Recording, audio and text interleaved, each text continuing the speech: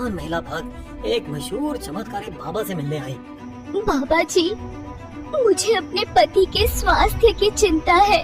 होनी भी चाहिए बेटा, तुम्हारे पति पर ग्रहों का बहुत बुरा साया जो है, लेकिन अब टेंशन की बात नहीं, तुम सही जगह आए हो। ये लो, ये जल पी लो, ये पवित्र जल है, तुम्हारे पति बिल्कुल ठीक हो जाएंगे।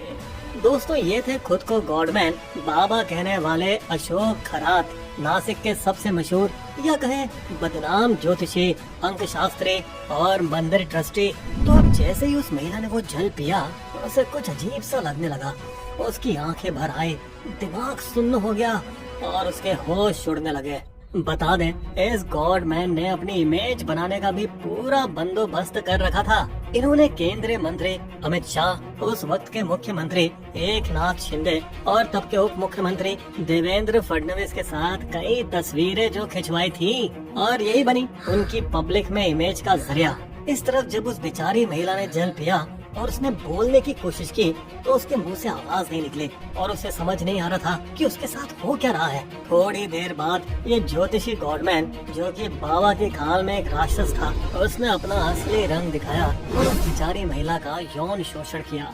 अब दोस्तों, आप ये जानकर हैरान हो जाएंगे, ये इस बंदे का अकेला मामला नहीं था। नासिक पुलिस को एक पेन ड्राइव मिली थी जिसमें उस गॉडमैन के घिनौने कारनामों के 50 से ज्यादा वीडियो थे, कई महिलाओं के साथ जो अपनी मुश्किलें लेकर उसके पास गई थी। लेकिन अब पुलिस उसकी बेनामी संपत्तियों की जांच कर रही है, जो कि 1500 करोड़ रुपए तक बताई जा रही है, और उसके ज्योतिष का कारोबार कुछ 100 करोड़ का।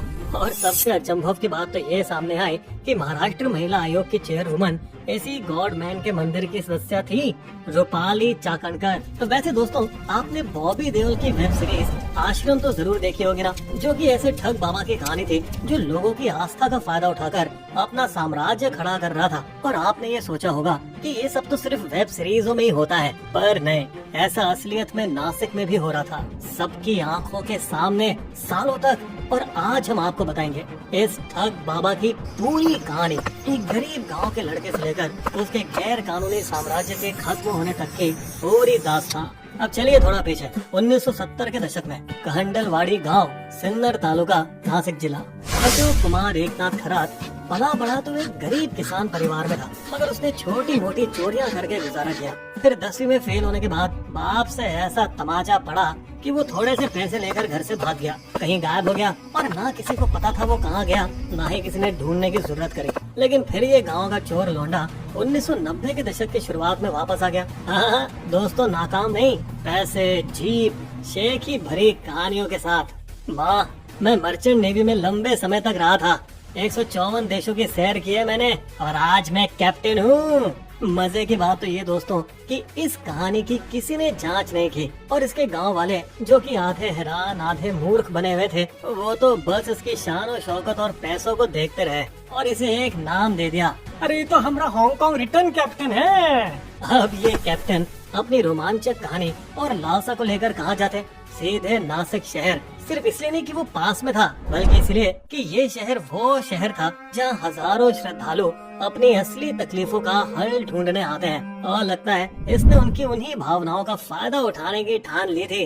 तो अब 1990 के अंत में उसने नासिक के फेमस इलाके कनाडा कॉर्नर में एक प्रॉपर्टी डीलर का दफ्तर खोला, ओकासा प्रॉपर्टीज के नाम से। दोस्तों बता दें, ये शाना हमेशा सूट पहनकर और महंगी गाड़ी में आता ताकि लोगों में उसकी वट बनी रहे। शुरू में तो लोग इसके पास प्लॉट, फ्लैट और निवेश के बारे में बात करने के लिए आते थे, लेकिन फिर धीरे धीरे कैबिन के अंदर कुछ बदलने लगा। हमारे कप्तान जी की डेंगू का काफिला बढ़ने लगा।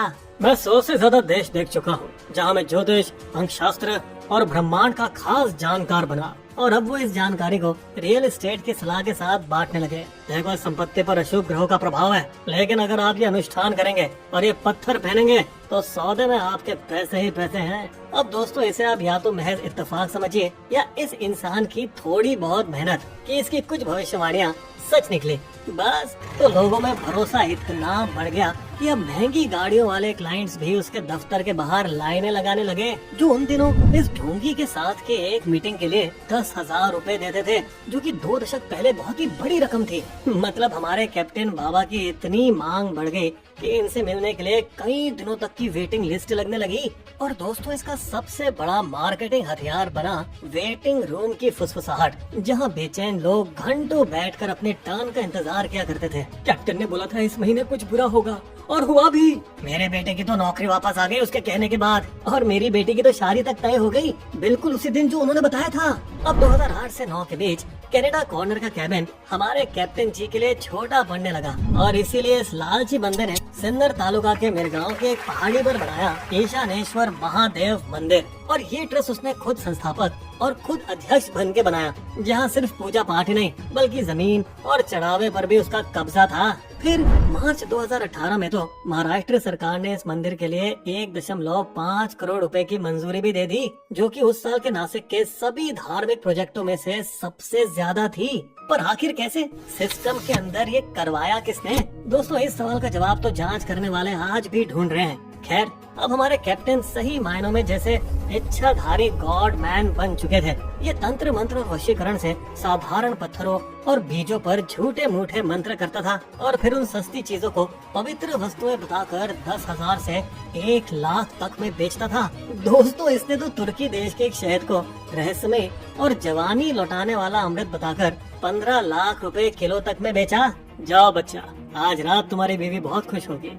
मगर इन सब से भी ऊपर उसकी नाटक भरी एक चाल थी। मंदिर में पूर्णिमा और अमावस्या की रात में जहाँ जब अंधेरा होता तो वो कुछ चुनिंदा अमीर भक्तों को एकदम जरा सी रोशनी वाली जगह में ले जाया करता, और उस जगह एकदम से कोई सांप प्रकट हो जाता, करीब 20 फुट लंबा, फन फैलाए जैसे देवी आदेश पर वो लहरा रहा हो, जिसे देख कुछ भक्त तो वही बेहोश हो जाते, जिसमें पुलिस को यह शक था कि सांप प्लास्टिक का खिलौना था जो शायद रिमोट से चलाया जाता था। मगर उस वक्त किसी को शक नहीं हुआ, और हमारे गॉडमैन ने इस डर का पूरा फायदा उठाकर पुणे के बिल्डर राजेंद्र जसूत को डराया। बच्चा, नाग देवता बोल रहे हैं कि मैं 21 देशों की यात्रा करूं, तब मुझे रहस्यमय शक्तियां मिलेंगी। अगर तूने मना किया तो नाग देवता क्रोधित हो जाएंगे और तू सांप के काटने से मारा जाएगा। बस इस दैवीय डर के मारे उस बेचारे बिल्डर ने ना सिर्फ पैसे दिए बल्कि उस ढोंगी को युगांडा, मिस्र, कंबोडिया और बांग्लादेश जैसे देशों में घुमाया भी। इसके ऊपर उसे मर्सिडीज बेंज भी गिफ्ट में दे दी, और तो और 2 करोड़ रुपए उसके मीरगांव के फार्म हाउस बनाने और सजाने में खर्च कर दिए, जहाँ तुर्की की लकड़ी, सागौन की फिटिंग और महंगा किचन भी बनवाया गया। दोस्तों ये फार्म हाउस उसी मंदिर के ठीक बगल में था, जहाँ भक्त इस महान भगवान के दर्शन करने आते थे। ये एक ऐसा फार्म हाउस था जो कि डरे हुए इंसान के पैसों से बना था। खैर दोस्तों, बता दें आज के दौर में इसे छोटे भक्त हजारों रुपए देते थे अपनी समस्याओं के लिए, तो वही अमीर क्लाइंट इसकी एक मीटिंग के लिए 50 लाख तक खर्च कर देते थे। मतलब मजे देखिए, कैसे एक लड़का गरीब गांव के चोर से लेकर आलीशान फार्म हाउस और गाड़ियों तक का मालिक बन गया, कैप्टन बन चुका था, नंबर 1 गॉडमैन। और बता दें उसका दबदबा सिर्फ आम लोगों तक नहीं था, वो देश के बड़े बड़े नेताओं के साथ तस्वीरें दिखाया फिरता था, जैसे एनसीपी अजित पवार गुट की नेता रूपाली चाकणकर, जो कि मंदिर ट्रस्ट की सदस्य थी। बल्कि हद तो उस बात की है कि उनके उसके पैर धोते हुए और उसके ऊपर छाता पकड़े हुए वीडियो गिरफ्तारी के बाद वायरल हुए हैं। बड़ा सवाल तो ये है कि आखिर किसकी मदद से ये इतना शक्तिशाली गॉडमैन बन गया कि बड़े बड़े अफसर इसके सामने हाथ जोड़कर आने लगे। बाबा जी प्लीज मेरा ट्रांसफर और प्रमोशन करवा दीजिए। हो जाएगा, लेकिन फिर मंदिर का ख्याल भी तुम्हें ही रखना पड़ेगा। दोस्तों जैसे हमने आपको पहले बताया कि कैसे ये औरतों के साथ काली करतूतें करता था, उन्हें नशीला पानी पिलाकर। तुम्हारे पति के ऊपर बहुत बड़ा साया है, अगर आज रात मैंने कुछ नहीं किया तो उसकी जान को खतरा हो सकता है। इसका ये घिनौना खेल बड़े आराम से काफी समय तक चलता था, और शायद आगे भी ऐसा चलता रहता अगर 2019 में उसके ऑफिस में काम कर रहा एक आदमी ना होता। वो आदमी जिसकी 2023 के अंत में पत्नी को इस कैप्टन ने अपने कैबिन में बुलाया और छेड़छाड़ करने की कोशिश की, जिसके बाद रोते हुए इसने सारी बात अपने पति को बता दी। ये आदमी औरतों के पीछे पागल है, पूरा फ्रॉड है। इसने मुझे गलत तरीके से छुआ और साड़ी उठाने को कहा। पहले तो उसे यकीन नहीं हुआ, मगर उसने थोड़ा थोड़ा ध्यान देना शुरू किया। उसने देखा कि कैसे कपल साथ में कैबिन के अंदर जाते थे, फिर कुछ देर बाद पति को बाहर निकाल दिया जाता था और औरत को अंदर अकेला रोक लिया जाता था, स्पेशल उपचार के नाम पर। इसके बाद उस आदमी ने चुपचाप कुछ जोड़ों से बात की, जिन्होंने उसे अपनी परेशानियों के बारे में बताया। बस इसके बाद उसने एक डेयरिंग कदम उठाया। उसने कैबिन में एक हिडन कैमरा लगा दिया और अगले 2 साल तक सब रिकॉर्ड करता रहा। अब दोस्तों यहाँ ताज्जुब की बात तो ये है कि 29 दिसंबर 2025 को हमारे ढोंगी कैप्टन खुद पुलिस के पास गए। सर मेरा स्टाफ मुझे ब्लैकमेल कर रहा है, मेरा फेक वीडियो बनाकर मुझे फंसा रहा है। बता दे तब तक वो स्टाफ का आदमी अपनी जान के डर के मारे छुप चुका था। फिर फरवरी 2026 में कुछ दोस्तों और पत्रकारों की मदद से उसने महाराष्ट्र के मुख्यमंत्री तक पहुंचने की कोशिश की। इसके बाद सीएम देवेंद्र फडणवीस ने तुरंत एक्शन लिया और आईपीएस ऑफिसर तेजस्वी सतपुते की अगुवाई में उन्होंने एक एसआईटी टीम बनाई। इसके बाद वो स्टाफ वाला आदमी सच लेकर सामने आ गया और पुलिस को उसने वो पेन ड्राइव दे दी जिसमें इस ढोंगी गॉड मैन के सारे काले करतूत का रिकॉर्ड था। पुलिस ने उसके ठिकानों पर छापा मारा जहाँ से एक बंदूक, गोलियां, करीब 8 लाख रुपए कैश, लैपटॉप और करोड़ों की प्रॉपर्टी के कागजात मिले। दोस्तों आप मानेंगे नहीं, उस कैप्टन के लैपटॉप में भी बहुत सारी चीजें थी, जैसे उसकी काली करतूतों के वीडियो जो उसने खुद बनाए थे। फिर मार्च 2026 के अंत तक उस पर 8 केस दर्ज हो चुके थे, 7 यौन शोषण के और एक एक्सटॉर्शन के भी। इस तरफ एसआईटी और पुलिस हेल्पलाइन पर लगातार महिलाओं के फोन आ रहे थे जिनकी बातों की जांच करके अब केस तैयार किए जा रहे हैं। पीड़ित परिवार तो बेचारे डर और समाज के तानों में जी रहे हैं। दोस्तों बता दें कि एसआईटी अब ये भी देख रही है कि क्या इस आदमी पर काला जादू और नर बलि वाले कानून भी लागू हो सकते हैं। आखिरकार आम जनता और सरकार के बढ़ते दबाव के बाद महिला आयोग की हेड रूपाली चाकणकर को इस्तीफा देना ही पड़ा। मजे की बात, कैप्टन अब जेल में है